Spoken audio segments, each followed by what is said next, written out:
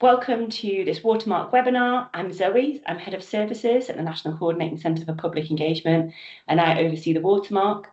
So today we're going to hear from myself, from Sophie Duncan, from my colleague Jasmine, and we're also going to hear from Liz from the University of Lancashire, who recently did the Watermark Award. So we're just going to bring up some slides.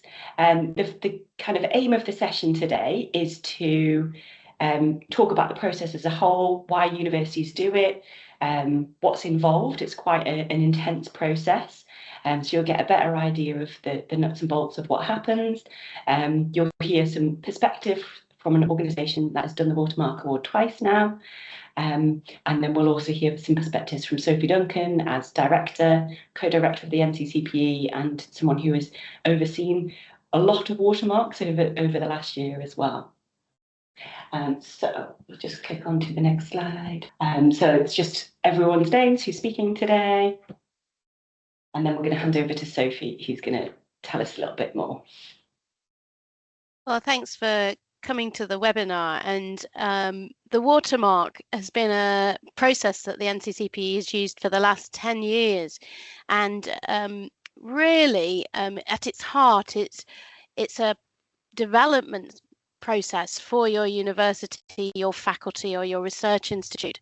So a Watermark is an award. It recognises the support you have for public engagement within your organisation, and it gives you a flavour of how your staff, your students and your partners perceive how engagement is supported and enacted by your organisation.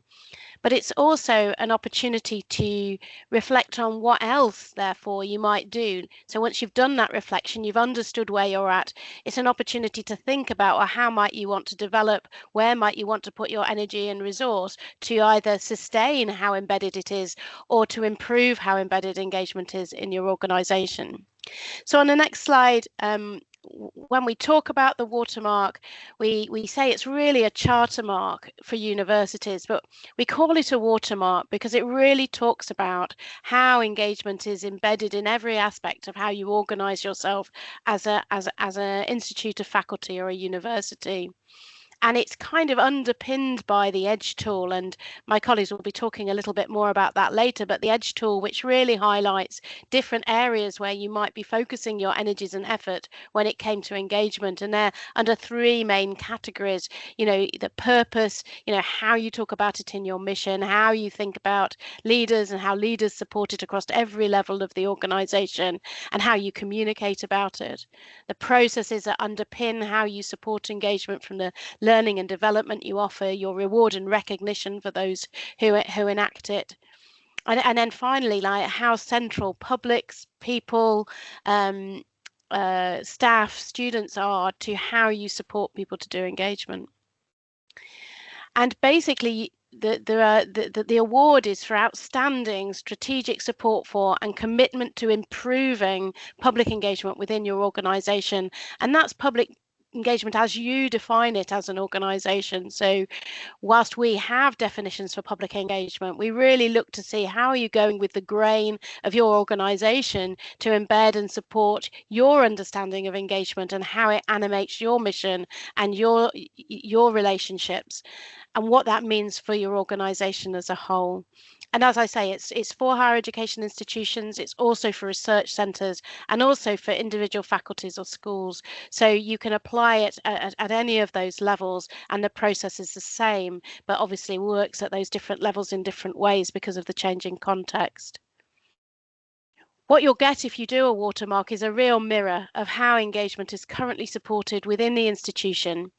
But you'll also get recommendations from the future, and the assessors bring a deep knowledge of how engagement can be enacted within the sector, and they bring recommendations based on the findings of the work that they've done.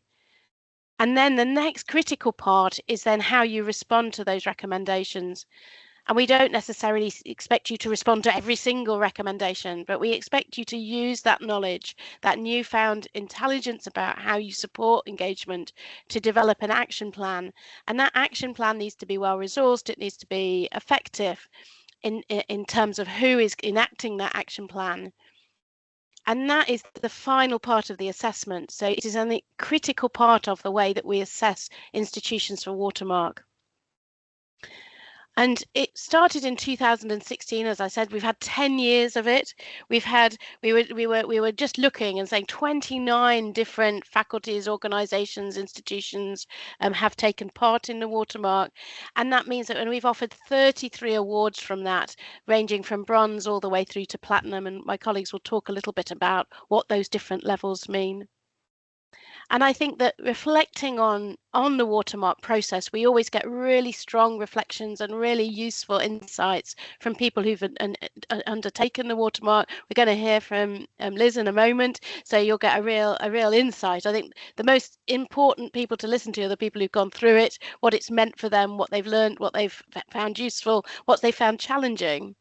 But we hear a lot about it being a real key value of bringing the organisation together. So whether that's at a faculty or a research institute or a higher education institution, to review if and how engagement is supported, to understand staff, students and partners' experience of how it is supported, and to review all of that work and action plan for the future, and then to celebrate what's already been achieved and plan for improvement going forward. And on the next slide, this is the kind of feedback people give. So this is from Larissa, who is undertaking a watermark currently with the University of Derby, having received a bronze watermark around 4 years ago. And this is what she said: Watermark has raised the profile of public engagement as part of the civic agenda for our Vice-Chancellor. From my perspective in research-informed engagement, it has allowed me to work with my team and think about training for academics so that they are directly benefiting. It's been transformative in terms of our KEF knowledge exchange framework narrative, and therefore in terms of thinking about how our institution has a strategic structure for public engagement, and then how we're supporting that activity. And I think that that's a typical kind of quote. And I think what people really appreciate about the Watermark is it really does work within the context and the specific foci for engagement for your organisation. So it's not expecting you to copy everybody else, but to have that distinctiveness about how is engagement supported in your place to the benefit of publics, to the benefit of staff, and the benefit of students and partners. I think I'm handing over to Liz, is that right? So Liz, you're going to talk a little bit about your experience of the Watermark and being one of our awardees. Thanks, Sophie. Thanks for inviting me along today. It's really nice to be here to speak to everyone. So I'm based at the University of Lancashire, which was, until about 6 months ago, the University of Central Lancashire, but we've dropped the central. We are a modern university, so by that I mean post-92, based in Preston predominantly, but we also have campuses in Burnley and West Lakes, which is up in Cumbria. We have done the Watermark assessment twice and found it to be a really useful exercise. I think it's really helpful having the accreditation, having the award, and when it comes to things like statements in the ref, KEF narratives, it's useful having something that's been externally validated to be able to evidence we're kind of at where we say we are. So that side of it is useful, and I don't want to underplay that, but for us, what's been far more impactful, I think, is the process of going through the Watermark rather than the badge itself. And the reason I say that is because it brings lots of people across the university to focus on what we actually want to do with public engagement. And I was thinking about, so the other areas that I manage within the university are widening participation. And so every 4 years for that, we have to write an access and participation plan. It involves people from across the whole university, and we have to commit to what we're doing. And I think without having something like the Watermark, it's difficult sometimes to have that impetus because we're all so busy and there's so many different priorities across the university. It's difficult to have that reason to bring everyone around the table. So for us, for me, within our context, having the Watermark gives us a way to look at what we're currently doing, have a critical friend. Sometimes we haven't liked everything that's said back to us, but it is useful to have that. And be able to take that to senior leaders, to people on the ground, and work together to think about this is the stuff we're doing well, and that's great, but actually where do we want to be in another 3 or 4 years' time? And so like I say, the badge, the award is great, but the thing I'm really excited about for the next 3 years is the action plan that we have, particularly this second time around. It was great to think of how public engagement in quite a difficult space right now for the sector. How does it fit into our broader strategy? How are we thinking about what social value we bring to our region, and what's the role of public engagement within that? So to take that, but then also think about, but what are we actually going to do, and what are the really granular KPIs, and how are we going to measure it? Which we now have kind of feeding into our governance structures, and that's going to be super helpful over the next few years to make sure that we stay on track and make sure we've got all the buy-in, because all of that went to our senior leadership team. We consulted with academics and deans of school, and it's a whole institution approach, which has been fantastic. So then I think the final thing I'll say is around planning. So it is a big undertaking, and it really ebbs and flows throughout the process. So there'll be weeks where it might kind of not fall down the agenda, but there's just not that much work to do because the NCCPE might be working on some of the information that you've sent. But then there'll be other times where it's really a lot of work. And I think if you're going into the process or thinking about going into the process, just use the information and the dates that the NCCPE have given to really plan out how you can maximise it, because it's really helpful, some of those sessions where you have external people engaging with the institution to maximise that. And yeah, just think about who are the people within the organisation that need to be around the table, and making sure you've got that into their diaries. When you want to do your surveys and focus groups, thinking about getting those comms out, getting that booked in, will make life a lot easier. But also crucially thinking about who are the external partners that you want to engage in the process, and trying to make sure that that's booked in, and that everybody kind of knows when it's going to get busy, and when you've got those quieter times. But for those who are about to kind of embark on it, I think you are in for a really valuable experience, and I hope you find it as useful as we have. Thank you, Liz. Really, really helpful feedback there. And just to remind everyone, Lancashire got their second watermark last week, and it was announced at the Engage Summit, and it was a silver one, which is excellent. So well done. So Jasmine and myself are going to talk a bit more about the kind of nitty-gritty of what's involved in doing the watermark. So Sophie's alluded to it, Liz has alluded to it, but it is quite an undertaking. So we've got this little timeline. We've tried to make it as simple as possible, but we do have an applicant's guide that we'll send out to everybody that's signed up today. So there's a bit of work to do before you even apply for the watermark. So we would recommend setting up a working group. So some people in different parts of the university that are going to help you identify people for surveys, for interviews, that have agency at different levels of the university. So you might have a senior sponsor who's a pro-vice chancellor, or an associate pro-vice chancellor, someone quite senior who's able to advocate for the work in senior leaders meetings. And that group would be set up to help you apply for that watermark. And we've just opened applications. And as part of the application process, we ask you to give us lots of information about your university or your institution or your research institution or faculty. And we look at kind of what size it is, how many people you have working there. But also we ask you to benchmark yourself against the EDGE tool.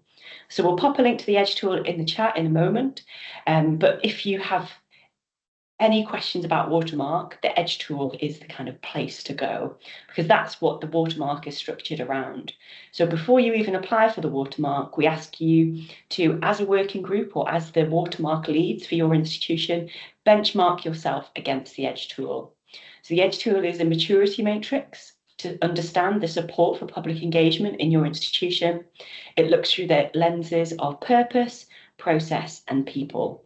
And each of those lenses has some kind of subdivisions as well. And we look at what you think centrally or strategically support for engagement looks like. And we'll use that data as a comparator at various points throughout the process. So it's a really important exercise to do as part of that application process. So you've kind of got your working group set up, you apply for Watermark, and then you'll probably hear from myself or my colleague Jasmine. So I'll hand over to Jasmine for the next bit. Thank you, Zoe. So yes, as you will have gathered by now, the 3 stages of data collection are fundamental to the assessment process and require a significant amount of collaboration within your working group, as well as administrative support. Initially, we provide support throughout all of this with a dedicated team and mailbox. So just looking at the first stage, the initial information request really helps us to understand how public engagement is currently supported across your organisation, and really recommend that this is a collaborative effort across your working group, as it does need to be a curated collection of evidence and not just simply a upload of documentation. And then moving on to the Edge tool survey. So we have 2 surveys, one for staff and PGR students and one for partners as well. And this requires, again, a lot of internal support from your internal communications team to really market the survey. And to do that, it's important to be really clear about how the survey is going to help you, why it's important to gather this information, and how it will help your institution. And again, we can support you with that as well. And then the online interviews and focus groups. So these are 2 half days. And again, with staff, some PGR students as well, to get different perspectives within and across your organisation at the institution level or faculty level. And we also conduct a focus group with partners to understand the external perspective as well. So yeah, throughout that is one of the more intense times that Liz alluded to, with regular communications and lots of support from our Watermark team. So I will now hand over to Zoe to talk about reporting and action planning. Thanks, Jasmine. So we have an operational Watermark team. So that's myself, Jasmine, and also Dee Dee, who's in the meeting today. So we kind of do the nuts and bolts of getting all the information and working with you to schedule things. And then we have a Watermark assessment team. So your assessment team will be made up of someone very senior in NCCPE who's going to oversee your Watermark assessment. You would then have another member of NCCPE staff who would work on that assessment. And then we also work with external assessors to bring in a bit of external perspectives into that process as well. So those are the people that look at the survey, they analyse the survey, they analyse the initial information request form, and they also conduct the interviews and focus groups. So that team of assessors then use all of that data to compile a report. We share a long report, which is very long. I'm sure Liz can attest to how long it is. It contains all of the really crunchy data from the survey, lots of illustrative quotes, and it also benchmarks kind of where you are against the Edge tool from staff perspectives, from your central perspective, through your application form, and then also like triangulating that through interviews, focus groups as well. So we share that report with you, and we share it about a month before what we call the roundtable. So the roundtable is your opportunity to kind of bring that report together with senior leaders. We ask you to plan that session so you can get what you want out of it. And that roundtable is a meeting between the Watermark assessment team, and the kind of Watermark delivery team, plus potentially some senior leaders within your university. And it's a real opportunity to understand the report, to interrogate it, to maybe bring some things that we might have missed, but also to think through how you're going to develop an action plan, what that might look like, to kind of use the assessors, their experience across the sector and different organisations to really strengthen what you can do next. After that roundtable, we then give you a month or two to write an action plan. And that action plan is your response, as Liz said, to how you're going to develop support for public engagement further over the next 3 years. And for a lot of organisations, that action plan is the most valuable bit, because it's an opportunity to get the right people in the room, to get senior support, to get everyone bought into that kind of vision for engagement over the next 3 years. And it's also an operational thing as well, like how are you going to deliver that? What does that look like? Who's involved? So really, really important part of that process. And that action plan also informs the final assessment and award. So the final bit of the Watermark process is looking at all of the evidence, thinking about what that looks like in practice, bringing in the roundtable, bringing in the action plan, and we use all of that different parts of evidence to formulate an award level. So we have 4 award levels, bronze, silver, gold and platinum, and there are descriptors of those award levels on our website and in the applicant's guide. And we always celebrate awards in one of our public facing events. It's a really special thing for us to be able to do, and we really champion giving those awards out. And then there's the kind of bit after Watermark. So you've done all of this work, all of this evidence collection, you've got senior buy-in, you've got a brilliant action plan to take you forward, and then it's kind of delivering it. And we're still here, we're not going to vanish, we'll check in with you after a bit to see how it's going, if there's any bits that have been challenging. And that's kind of the heart of the process. It's a development process. We want to work with you, and the Watermark lasts for 3 years. So when it's coming up time for renewal, we'll be thinking about what that looks like for you and what kind of process we want to undertake as well. Jasmine, did I miss anything out? No, that was very comprehensive. Lovely. So there's just a little picture of the award levels as well. And we have just opened applications. So previously we've just ran 1 intake in the autumn.